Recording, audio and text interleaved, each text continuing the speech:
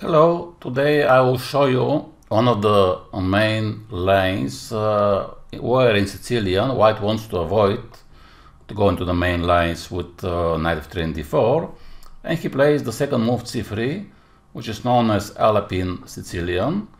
Alapin was the guy who introduced this line, and he was analyzing a lot, but for a long time this c3 move was considered as a mistake and not such a good move, because after d5 it seems that black don't have any problems, and it looks like some kind of Scandinavian defense where you have the pawn on c3 and you cannot attack the queen.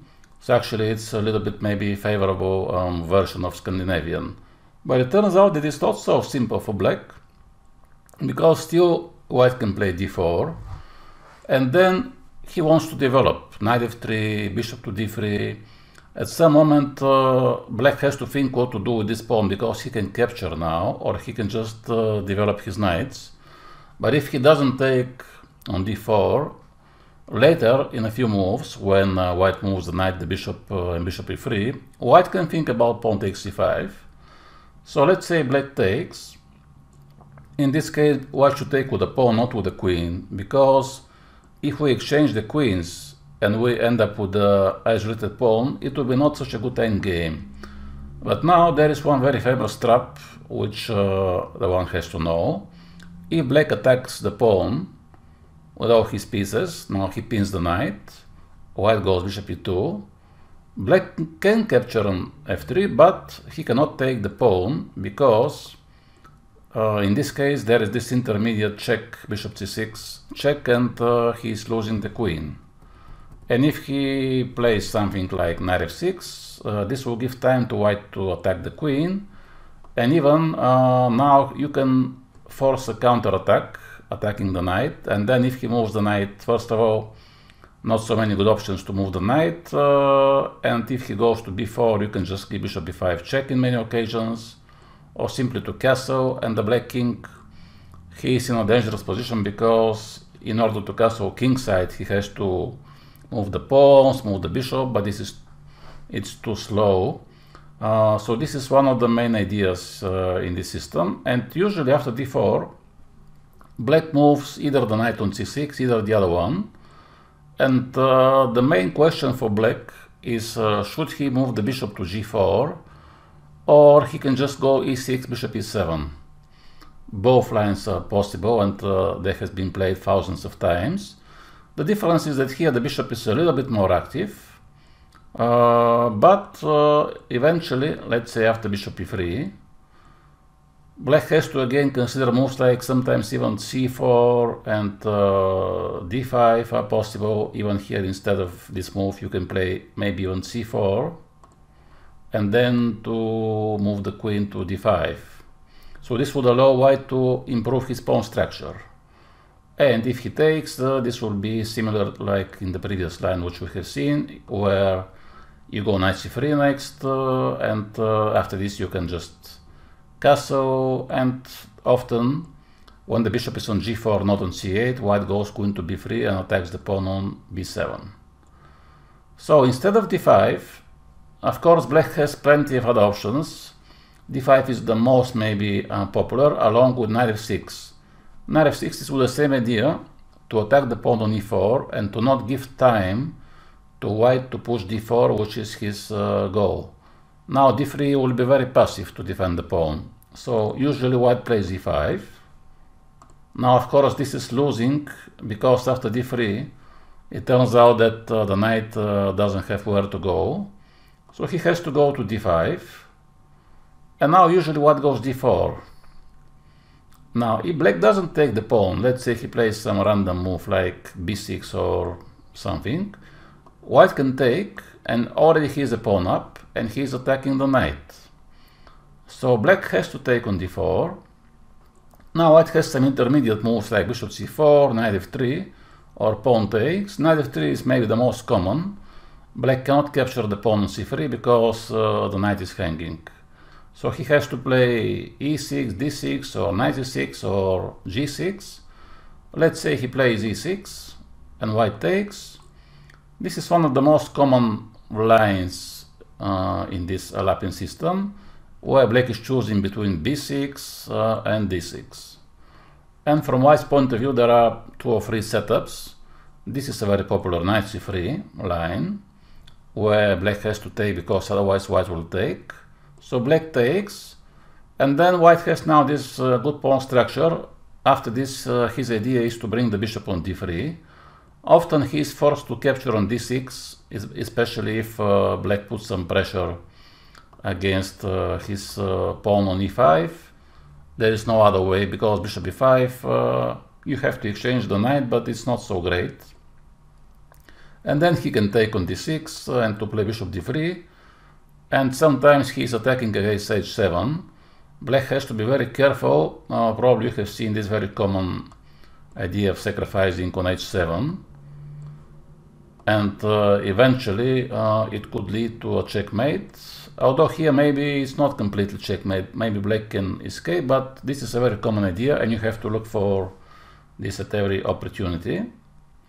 So this is one of the possibilities for black, knight f6 and then d6. Also after c3, if black plays e6, this could transpose to the French defense, because now if you play e5, if you know what opening is a French defense, this is exactly one of the main lines, which is called the advanced French. If you want to deviate from this, you can just capture on d5, and now queen takes is leading actually to the previous line, which we have seen with e4, c5, c3, d5. And pawn takes is again some kind of version of the French, in which black is playing more aggressively, but long term he could have this isolated pawn. Let's say at some moment when you take, he will end up with this weak pawn, so this would give some slight advantage to white. Now, another possibility for black is not to play e6, but he can play, for example, d6. The idea of this move is to prepare knight f6 without allowing e5. So now white has to play d4, and now for black it would be a mistake to capture on d4, because after pawn takes, let's say knight f6, white has this square c3 available for his knight, which is very important. And this already is better for white, because he has a nice center, he has more space. So you can simply develop the bishop to d3, to castle. The other bishop can go to this diagonal, and white has advantage. So black usually is moving the knight immediately to f6, because now white has to defend the pawn. But unlike the previous system with knight f6 immediately, there is no e5, because in this case he will just capture the pawn. And then when he takes, he has knight g4, and white is losing the pawn. So white has to either defend the pawn with the bishop, or with the pawn, or with the queen, or he has to capture on c5. And there is one very famous trap here as well. It seems that black can simply take the pawn, then maybe we can play pawn takes, knight takes, which is actually fine for black. But it turns that after knight e4, we have this surprising check queen a4, and whatever he does now, white simply wins the knight and should win the game. That's why after pawn takes, black should either take on c5, but in this case, this endgame is slightly better for white, because he has lost the castle, or usually black is playing knight c6. And now both pawns are hanging.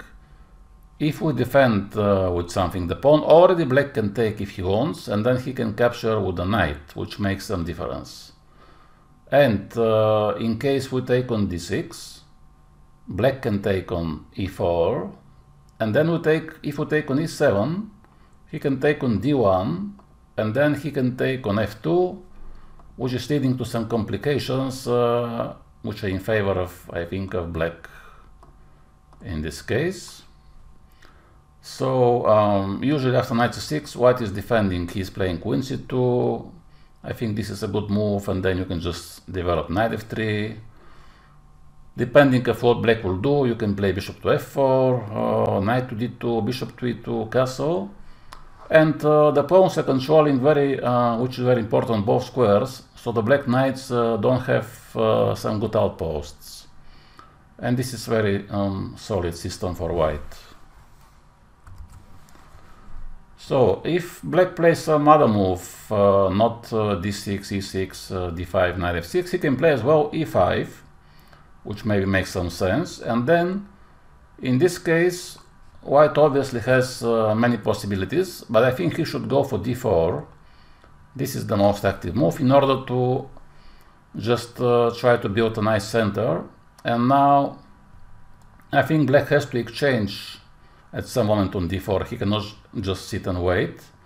And then you can, if he takes here, you can even take on d4, but also you can play bishop c4, which is more aggressive, and you can try to organize even some attack against f7 with queen b3 or with knight g5. Now, depending, of course, what black will do. And you can simply castle and take the pawn later if you want, or you can just play castle, bishop to g5, or then knight a3, knight d5. There are plenty of options. And I think this looks a little bit like the Scotch defense, but without the c pawns. And long term, this is good for you, because even if you just take, now without the pawn on c7, the other pawn on d6 remains very weak. So this looks like a good idea. Another possibility for black could be to play, let's say, g6. Then obviously you play d4, and if he play a move like this, you can even capture the pawn, and then you have a good chance to defend it with the bishop from e3. And now simply this is a pawn up for white. And all the other moves like b6, a6, or whatever he wants to do, if he is not attacking the pawn on e4, you should know that white simply has to play d4, and then the idea is to get this nice center and to develop your pieces, the knight on f3, the bishop on d3, and to castle quickly.